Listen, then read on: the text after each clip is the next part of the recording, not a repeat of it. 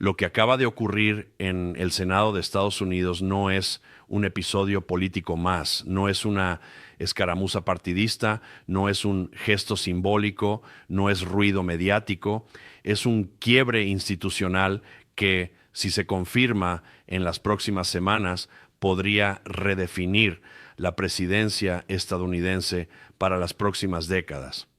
Por primera vez en la historia moderna del país, un presidente en funciones enfrenta un proceso de juicio político impulsado activamente por miembros de su propio partido, no desde la oposición, no desde la Cámara controlada por rivales políticos, desde el corazón mismo del partido que lo llevó al poder.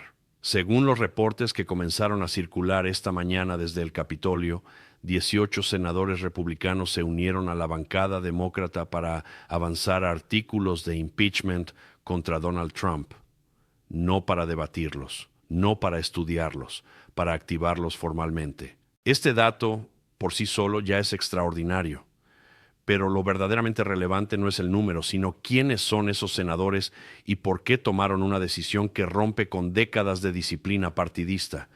He analizado procesos de impeachment durante años, desde Andrew Johnson, pasando por Nixon, Clinton y los dos juicios previos contra Trump, y puedo decirlo con claridad, esto es diferente, no solo en forma, sino en fondo. La tesis central que quiero compartir contigo es esta. Cuando un bloque significativo del partido del presidente decide avanzar un impeachment mientras él sigue en el cargo, no estamos ante una crisis política ordinaria, sino ante el colapso de la coalición que sostiene su poder. Y para entender por qué ocurrió esto, tenemos que mirar el detonante. Todo comenzó con una sesión informativa clasificada obligatoria celebrada el 20 de enero, a la que asistieron todos los senadores. No fue una reunión rutinaria, no fue un briefing más. Según múltiples fuentes, fue una de las sesiones más graves que el Senado ha presenciado en décadas. Durante más de 4 horas, altos funcionarios de inteligencia presentaron lo que describieron como amenazas graves e inmediatas a la seguridad nacional, derivadas directamente de acciones tomadas desde el Poder Ejecutivo. La información fue expuesta en instalaciones seguras, bajo los protocolos más estrictos de confidencialidad. Cuando la sesión terminó, varios senadores salieron visiblemente afectados. Algunos guardaron silencio, otros hablaron con reporteros solo en términos generales. Pero una cosa fue clara desde ese momento: algo había cambiado. Según fuentes familiarizadas con el contenido de la sesión, los oficiales de inteligencia presentaron evidencia que sugiere que el presidente autorizó, de forma directa y consciente, el intercambio de inteligencia altamente clasificada con representantes de un gobierno extranjero a cambio de beneficios económicos personales vinculados a proyectos privados. No estamos hablando de desacuerdos sobre política exterior, no de interpretaciones discutibles de autoridad presidencial. Las alegaciones describen algo mucho más grave: el uso de secretos de seguridad nacional como moneda de cambio para ganancia personal. Eso explica por qué esta situación escaló con tanta rapidez. Académicos constitucionales comenzaron a comparar el momento con Watergate, pero incluso esa comparación se queda corta, porque en Watergate el quiebre partidista ocurrió lentamente y desde fuera del Congreso. Aquí el quiebre ocurre desde dentro, casi de inmediato, y basado en evidencia que senadores de ambos partidos describen como contundente.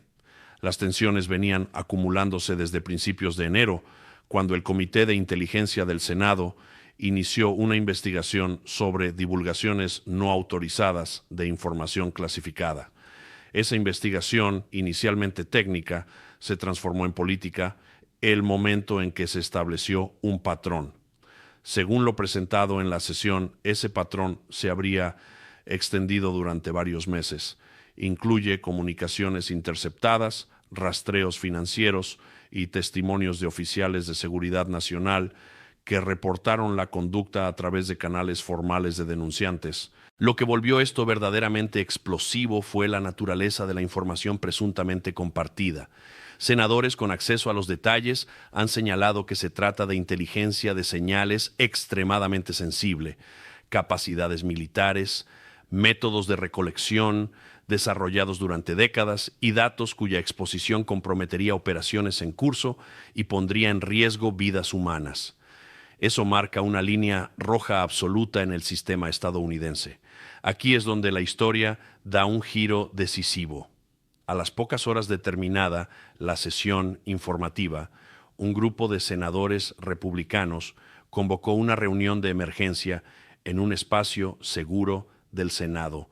No fue una reunión del liderazgo formal. Fue, según la describieron después, una reunión de republicanos profundamente preocupados. Asistieron figuras clave del partido, senadores que han defendido a Trump durante años, senadores que votaron para absolverlo en procesos anteriores, senadores cuya carrera política está entrelazada con la del presidente.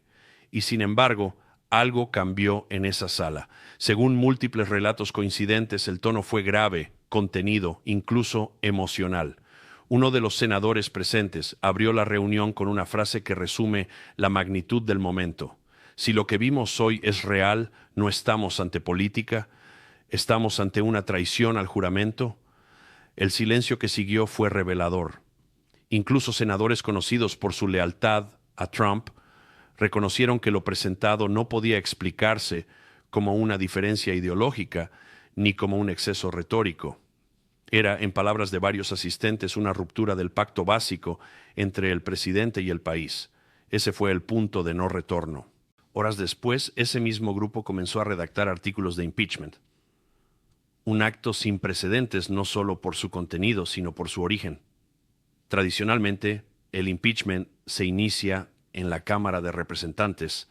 Aquí el Senado decidió actuar directamente, argumentando que tenía conocimiento directo de hechos que constituirían crímenes graves. Los artículos preliminares apuntan a dos cargos centrales. Primero, el uso indebido de información clasificada de seguridad nacional para beneficio personal. Segundo, la obstrucción de la supervisión congresional mediante órdenes para ocultar información y bloquear testimonios. Pero lo que realmente alteró el cálculo político fue que los artículos no se basan en interpretaciones vagas, sino en fechas, flujos financieros y comunicaciones específicas, respaldadas por anexos clasificados disponibles para los senadores con las autorizaciones correspondientes. Eso cambió todo, porque Trump ya había sobrevivido a impeachments anteriores gracias a la lealtad partidista. Esta vez esa lealtad comenzó a resquebrajarse en el lugar más peligroso posible, dentro de su propio partido. Y cuando eso ocurre, la presidencia deja de ser un cargo estable y se convierte en un campo de batalla institucional. Aquí termina la primera parte. En la parte 2 entraremos en detalle en la evidencia clave que llevó a esta defección republicana sin precedentes y por qué muchos expertos creen que Trump enfrenta ahora el mayor riesgo político y legal de toda su carrera. Hasta aquí, todo lo que hemos descrito explica el contexto, pero el contexto por sí solo no derrumba una presidencia. En Washington, las crisis políticas se superan con negaciones, comunicados y disciplina partidista hasta que aparece la evidencia. Y en este caso, la evidencia es exactamente lo que rompió algo que parecía inquebrantable, la lealtad republicana a Donald Trump. Según senadores que participaron en la sesión informativa clasificada del 20 de enero, hubo 3 elementos específicos que cambiaron por completo el cálculo político, 3 piezas que, combinadas, hicieron imposible seguir defendiendo al presidente sin asumir un costo histórico. La primera fueron las comunicaciones interceptadas. La Agencia de Seguridad Nacional presentó transcripciones descifradas de llamadas telefónicas y mensajes en aplicaciones encriptadas en las que Trump presuntamente discutió información clasificada con representantes de un gobierno extranjero. No se trató de comentarios ambiguos ni de referencias indirectas. Según los senadores que escucharon los audios y leyeron los textos, las conversaciones muestran a Trump reconociendo explícitamente que la información era clasificada. Eso es crucial, porque elimina una de las defensas habituales, la ignorancia o el malentendido. En varias de esas comunicaciones, Trump habría utilizado palabras clave asociadas a programas de inteligencia altamente sensibles, términos que solo alguien con conocimiento directo del nivel de clasificación podría emplear. Para los senadores del Comité de Inteligencia, eso dejó claro que el presidente sabía exactamente lo que estaba compartiendo. Pero las interceptaciones, por sí solas, no explican la defección masiva. Lo que convirtió esas conversaciones en algo devastador fue el contexto en el que ocurrieron. Ahí entra la segunda pieza, los registros financieros. Investigadores de inteligencia financiera del Departamento del Tesoro presentaron rastreos de transferencias bancarias que muestran flujos de dinero masivos desde entidades vinculadas a gobiernos extranjeros hacia proyectos asociados con la organización Trump. No hablamos de donaciones menores ni de pagos ambiguos. Según los senadores que revisaron los documentos, se trata de transferencias que suman miles de millones de dólares concentradas en periodos muy específicos. El patrón es lo que alarmó incluso a los más escépticos. Según esa evidencia, en múltiples ocasiones ocurrió la misma secuencia. Primero, una divulgación de información clasificada. Luego, en cuestión de días, transferencias financieras sustanciales hacia cuentas o proyectos vinculados directamente al presidente. Ese patrón se habría repetido en más de 10 ocasiones a lo largo de varios meses. Para los investigadores del Tesoro, no es una coincidencia estadística. Es lo que ellos describen como un esquema clásico de quid pro quo, intercambio de algo de valor por un beneficio concreto. En este caso, lo intercambiado no sería influencia política ni favores diplomáticos, sino secretos de seguridad nacional. Aquí es donde muchos senadores republicanos cruzaron un punto de no retorno, porque una cosa es defender decisiones polémicas de política exterior. Otra, muy distinta, es defender un posible esquema de monetización de inteligencia clasificada.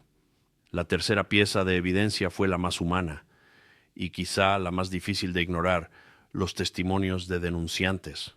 4 oficiales de seguridad nacional, incluidos oficiales militares, analistas de inteligencia y personal de seguridad de la Casa Blanca, presentaron denuncias formales describiendo instancias en las que presenciaron o tuvieron conocimiento directo de estas conductas. No lo hicieron a la prensa, no lo hicieron de manera anónima, lo hicieron a través de los canales legales diseñados precisamente para este tipo de situaciones. Según fragmentos desclasificados incluidos en los artículos de impeachment, uno de esos denunciantes relató una reunión privada en la que Trump habría dicho de forma explícita que estaba dispuesto a compartir información sensible si un proyecto inmobiliario específico recibía aprobación del gobierno extranjero involucrado. Para los senadores, ese testimonio fue demoledor no solo por su contenido, sino por su coherencia con las otras 2 piezas de evidencia. Las comunicaciones mostraban la conversación, los registros financieros mostraban el dinero, los denunciantes mostraban la intención. Es esa convergencia la que volvió insostenible cualquier defensa basada únicamente en lealtad partidista. Aquí es importante entender algo fundamental sobre el Senado. Los senadores no responden solo a su base electoral, responden también a la historia, a los precedentes, a cómo serán recordados cuando ya no estén en el cargo. Varios de los republicanos que hoy apoyan el impeachment defendieron a Trump en el pasado, votaron para absolverlo.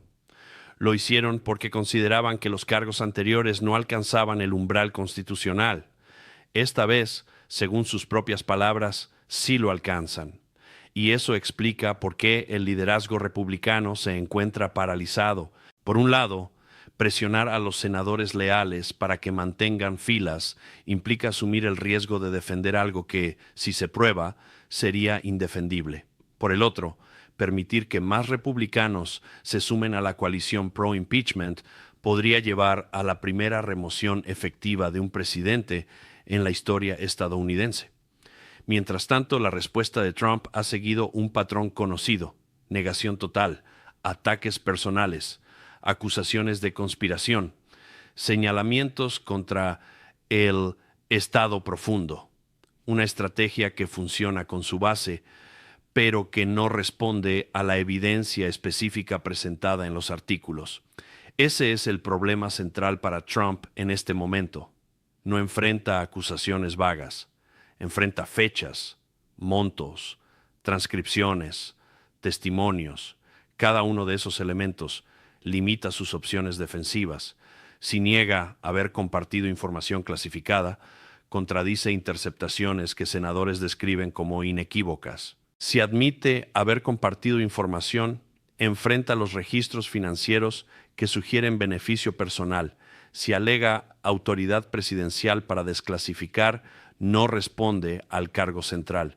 Haberlo hecho para ganancia privada, lo cual viola el juramento independientemente de la autoridad formal. No hay una narrativa única que neutralice las tres piezas a la vez.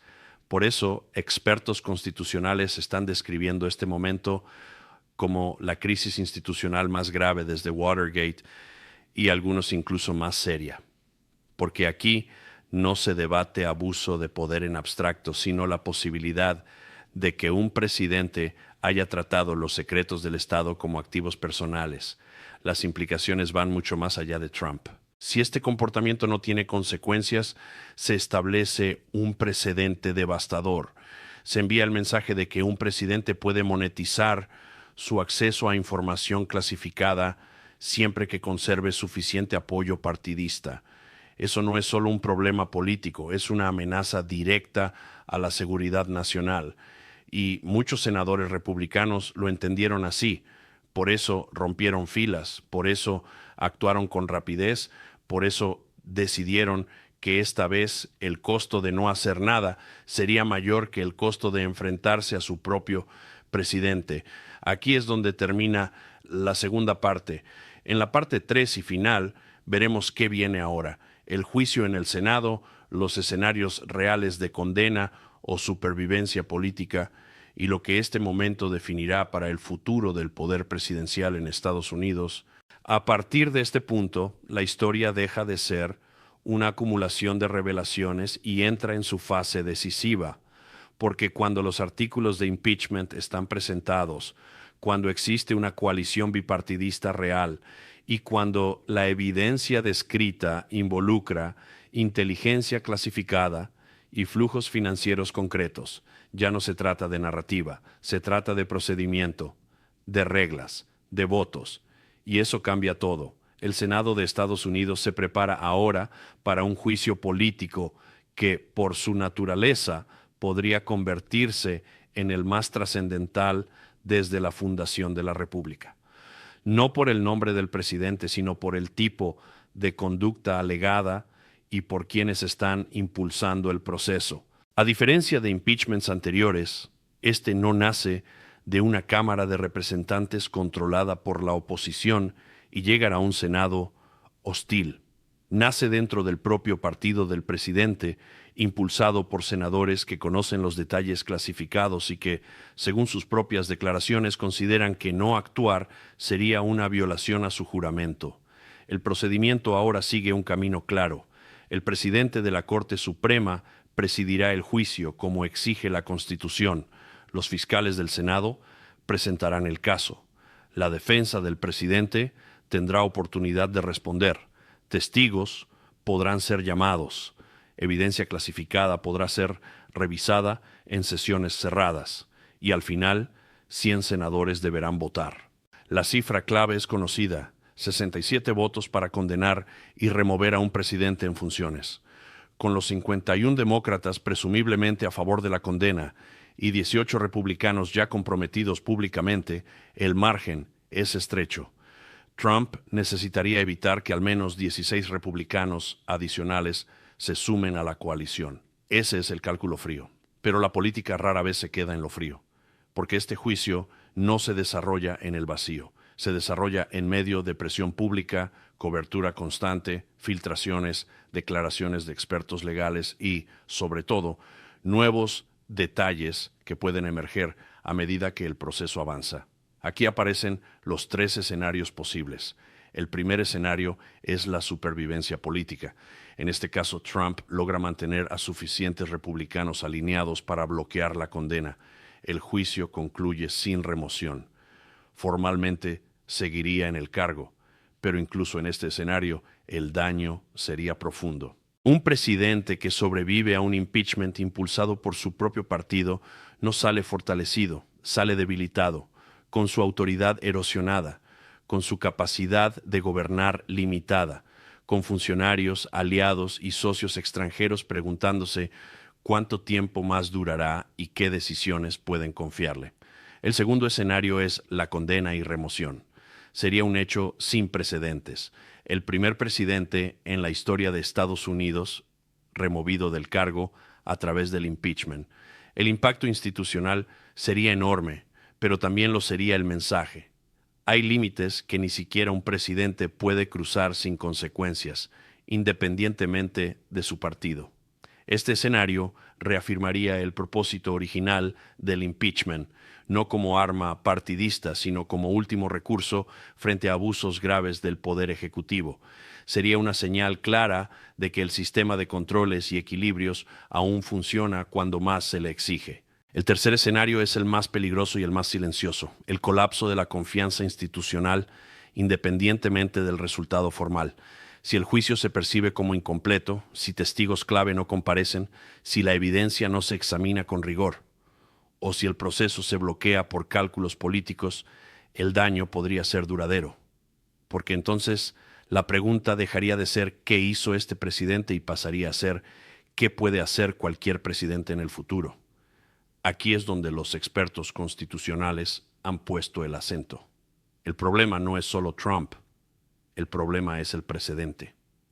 Si se establece que un presidente puede utilizar información clasificada, el activo más sensible del Estado, para beneficio personal, sin enfrentar consecuencias claras, el sistema entra en una zona de peligro, no porque todos los futuros presidentes lo hagan, sino porque sabrán que podrían hacerlo. Eso es lo que los fundadores temían cuando diseñaron el impeachment. No pensaban en errores políticos, pensaban en traiciones al juramento, en abusos tan graves que pusieran en riesgo la seguridad y la legitimidad del Estado. Por eso este juicio no es solo un evento político, es una prueba de estrés para la Constitución. Mientras tanto, la estrategia de Trump sigue un patrón conocido: ataques directos, deslegitimación del proceso, señalamientos contra senadores de su propio partido. Una estrategia diseñada para movilizar a su base, pero que conlleva un riesgo enorme: alienar a los mismos senadores cuyos votos necesita. Cada ataque público a los republicanos que apoyan el impeachment les da cobertura política a otros para sumarse. Cada acusación de traición endurece posiciones. Cada negación general, sin responder a la evidencia específica, deja un vacío que otros llenan. Analistas políticos han señalado esta paradoja. Trump está librando una guerra de comunicación como si estuviera en campaña, pero el escenario ya no es electoral. Es jurídico y constitucional, y ahí las reglas son distintas. En paralelo, el funcionamiento normal del gobierno se ralentiza, proyectos de ley se congelan, confirmaciones se posponen, funcionarios dudan, aliados observan con cautela. La presidencia entra en un estado de suspensión implícita incluso antes de cualquier voto final. Eso por sí solo ya es una forma de consecuencia. La pregunta central ahora no es si este proceso será incómodo o doloroso, lo será. La pregunta es si el sistema resistirá la tentación de mirar hacia otro lado, porque este momento exige algo poco común en la política moderna: senadores dispuestos a priorizar institución sobre partido, juramento sobre carrera, precedentes sobre conveniencia inmediata. Algunos ya lo hicieron, otros están decidiendo, y el país observa. Lo que ocurra en las próximas semanas definirá más que el destino de una presidencia. Definirá si Estados Unidos sigue siendo un sistema donde el poder tiene límites claros, o si entra en una etapa donde la lealtad partidista puede eclipsar incluso las violaciones más graves. Al final, esa es la esencia de esta crisis. No se trata de izquierda o derecha, No se trata de simpatía o rechazo personal. Se trata de si los secretos del Estado, los que protegen vidas, operaciones y alianzas, pueden convertirse en moneda privada sin que el sistema responda. Esa respuesta aún no está escrita, pero se escribirá pronto, en el Senado, a la vista de la historia. Y cuando se escriba, no solo dirá quién fue Donald Trump como presidente, dirá qué es Estados Unidos como república cuando se le pone a prueba. Gracias por acompañarnos hasta aquí, porque entender este momento no es solo informarse, es entender cómo funciona o deja de funcionar el poder.